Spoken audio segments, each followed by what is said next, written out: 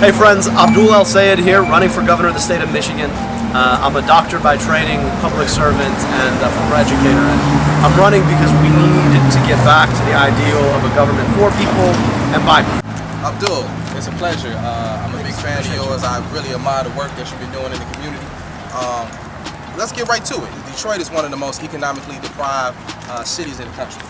We had our largest mass foreclosures that happened in 2015. It was actually the largest in history.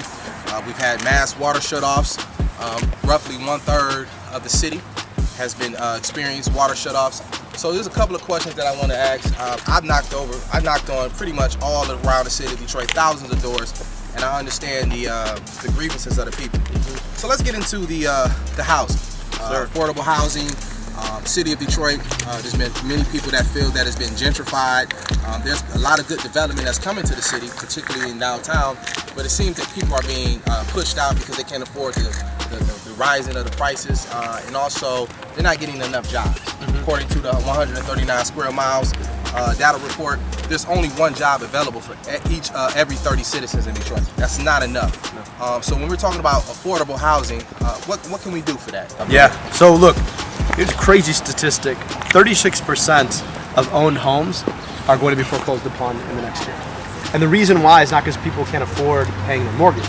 It's because people can't afford paying their taxes. So we've got to address that system. Right now, one of the biggest issues of that, people are being over-assessed. They're being assessed at 50% of the value of the home. You imagine you go up to Troy, tell these folks who own $400,000 homes they're going to pay $200,000 in property taxes at pitchforks. And the fact is, we're doing the same thing proportionally in communities like Detroit. So what we've got to do is address that over-assessment, number one. Number two, we've got to make sure that the folks who are speculating and driving up the values of homes, they're not in a position to speculate. We've got to make sure that folks who are organic in Detroit, people who have been in the community for a long time, have the best shot at being able to buy homes out. And then, most importantly, we're in a position to keep people in their homes, even if they can't afford them. That means making sure that we're bridging folks who might be in need for the resources that they need to stay in their homes with access to those resources at the state level and at the municipal level. And then, if somebody were to be foreclosed upon, we've got to keep the housing in the community. So empowering community land trusts, right, that have a vantage point on that community to make sure that they can support and keep that house from being, flipped with a focus on helping to gentrify the city out.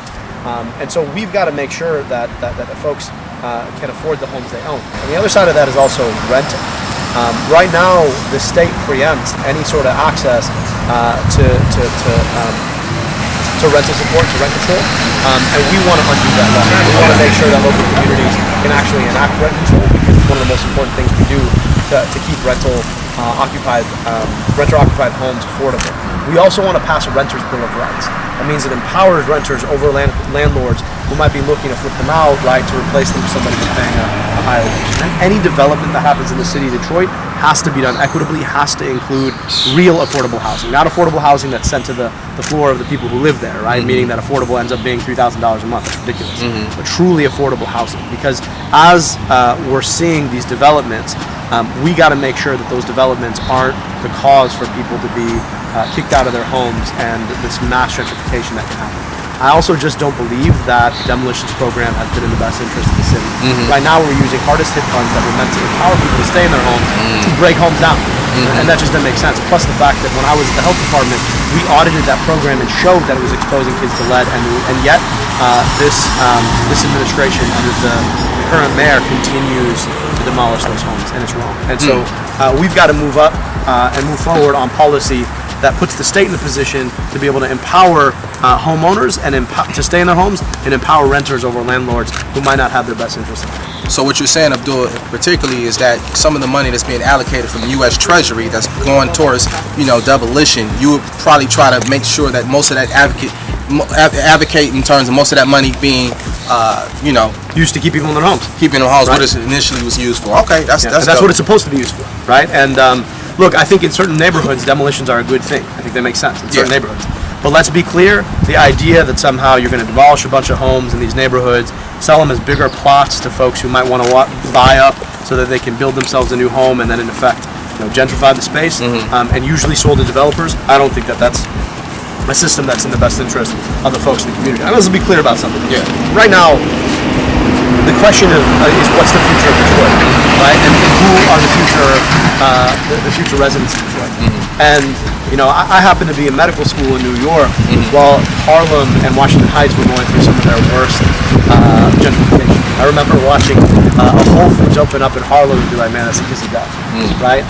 We can't let that happen in Detroit. We've got so many neighborhoods where the soul and the resilience of the city rest, and we've got to make sure that any sort of focus on development and access to opportunities is shared equity, meaning that we're really investing in a neighborhood, investing in opportunities for business ownership, home ownership, high quality schools, and the opportunity for folks to stay and to build, rather than in effect gentrifying the city out and then pushing those folks out in the suburbs, as has happened in so many other major American cities.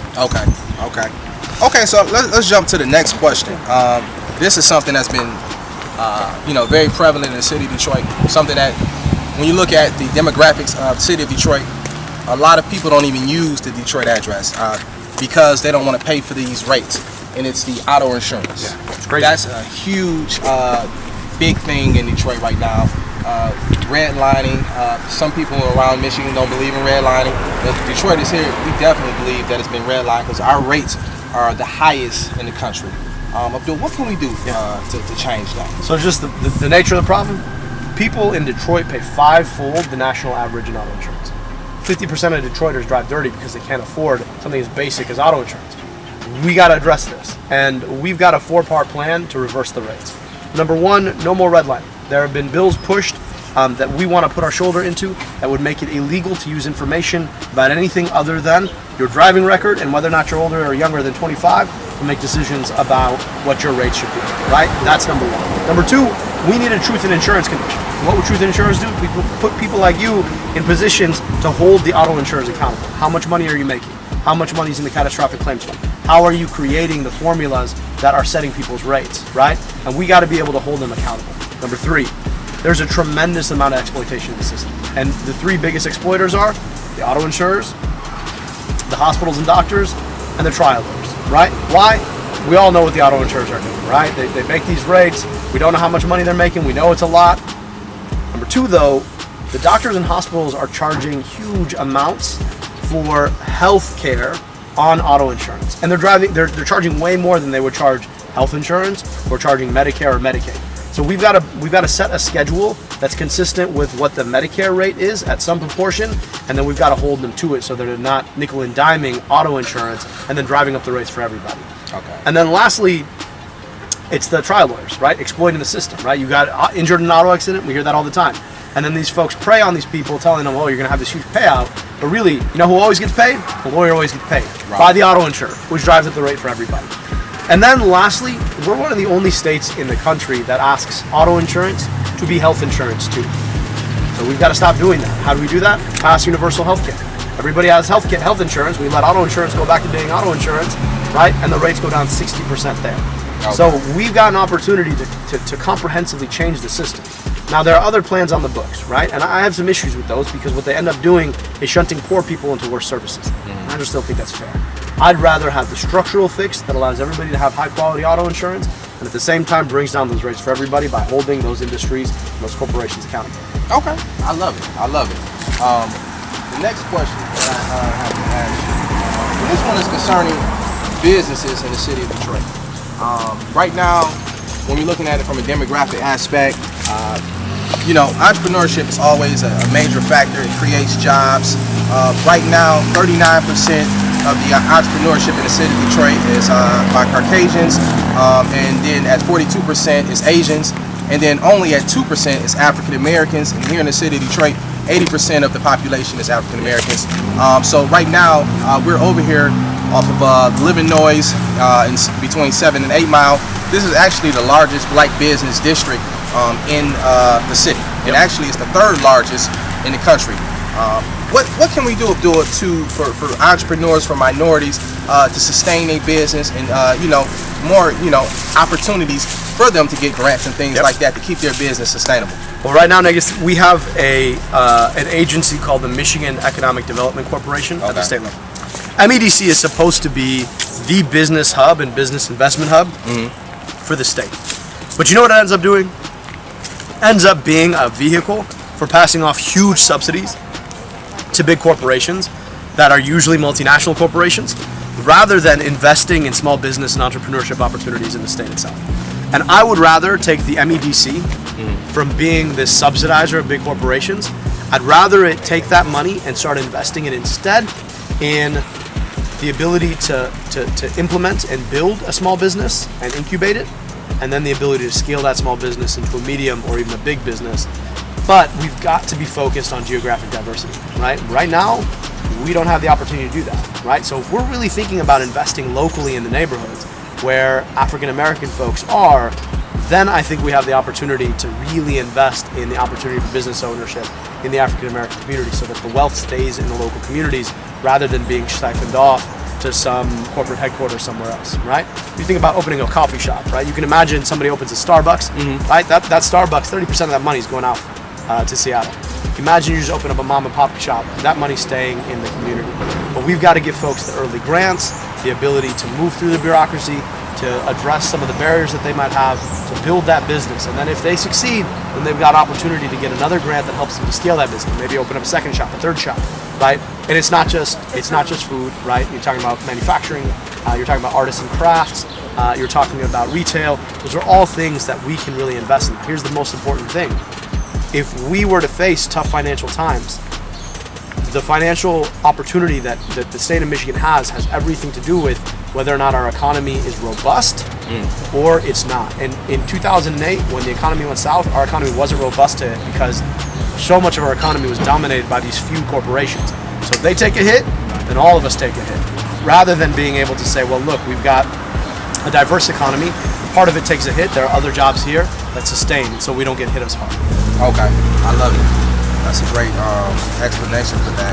The other question is, I mean, this race is unique is because of all the surrounding notorious attention and media coverage that's been happening in Flint, right? We know what took place. We know the bad decisions that were made.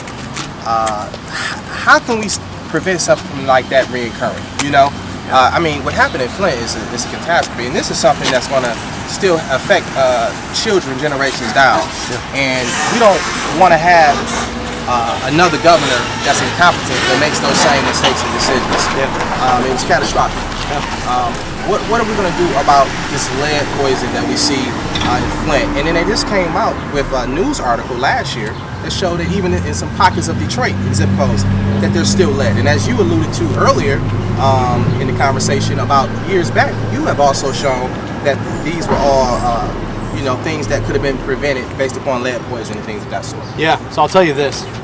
Right now, if we want to get right on Flint, we've got to pick a governor who understands the importance of people, right? Snyder is an accountant, and so he was cutting corners, cutting costs, and ultimately hurting a lot of people. Made a decision to change the water source, which leached a bunch of lead out of the piping, which poisoned 9,000 kids in Flint. I've spent at least a day a week in Flint, and I'll tell you, the water is still not clean. Flint still does not have clean water, but we've got a responsibility to get the leaded piping out.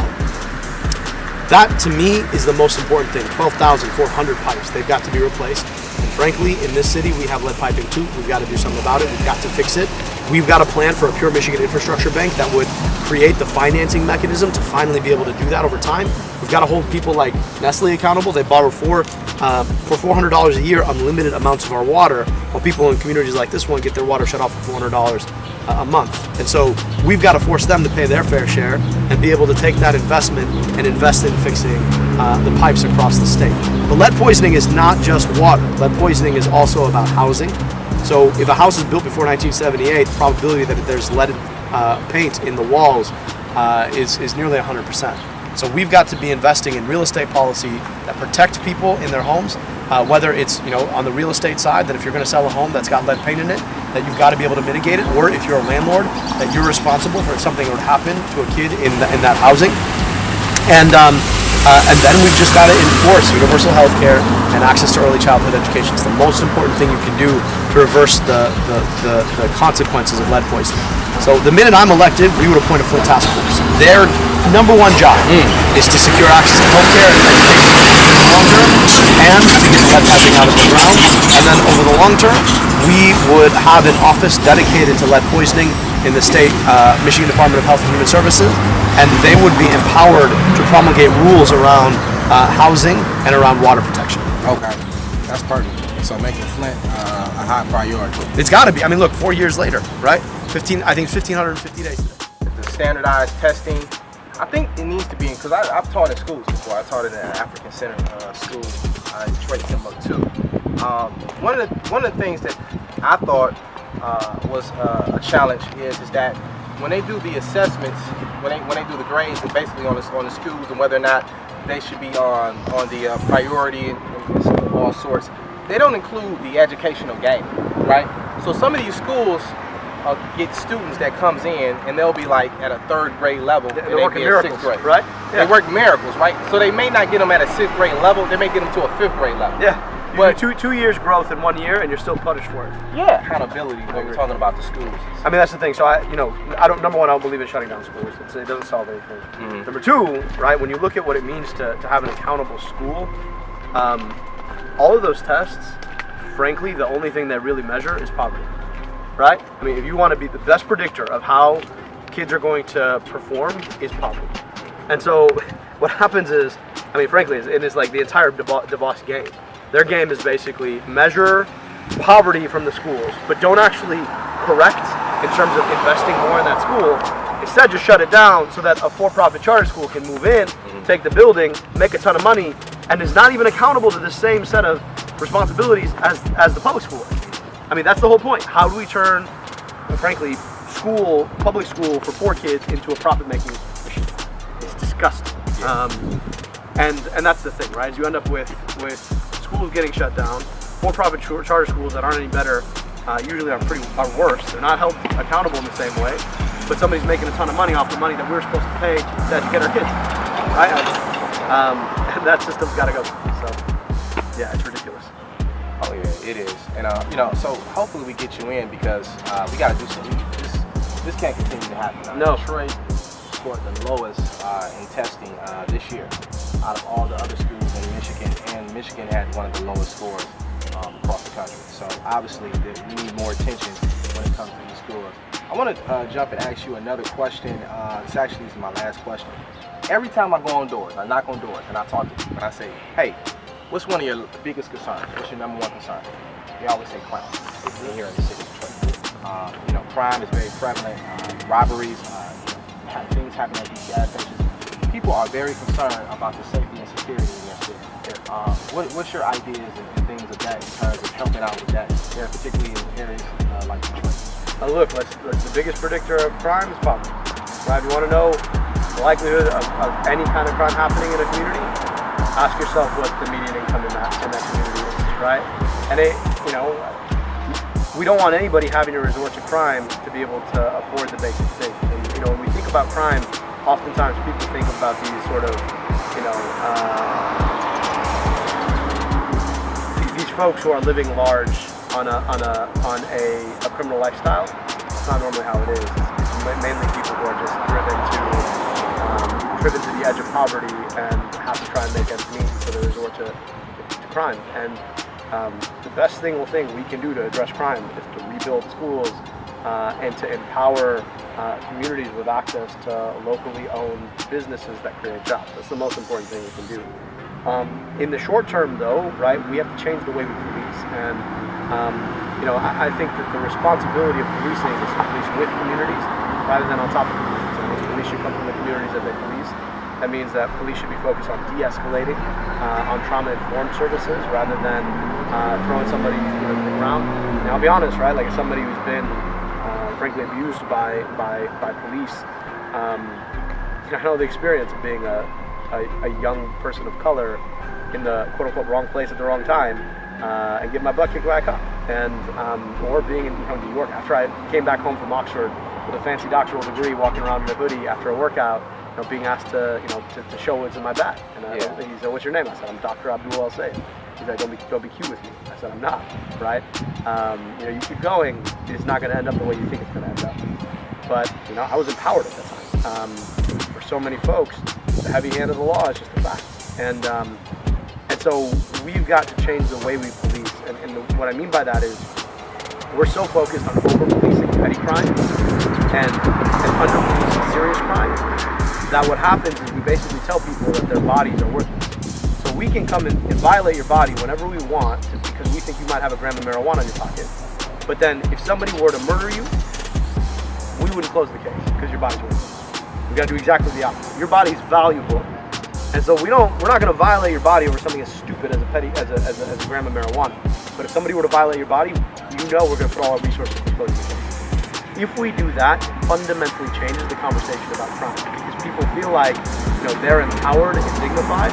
And if something really bad were to happen, then the law is going to get them. You see what I'm saying? Rather than just the police being a nuisance, right? They come in and run up on you because you just happen to be a young person of color. Right, but if something bad were to happen, you can't turn to the police because you don't trust them. You got to fundamentally change that conversation.